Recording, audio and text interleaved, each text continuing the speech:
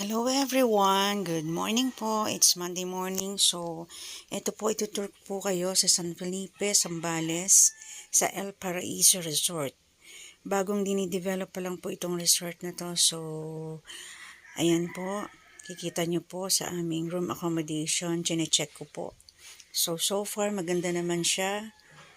Kompleto din po ng gamit. Kahit sa pagluluto, malinis naman po yung room. So, ayan po, may pa-ref pa sila. So, ito pong room na to, actually we rented 3 room. Pero sa isang room, pwede pong mag-accommodate ng 10 person. So, ayan po. Ang CR po nila is malinis din. May shower room.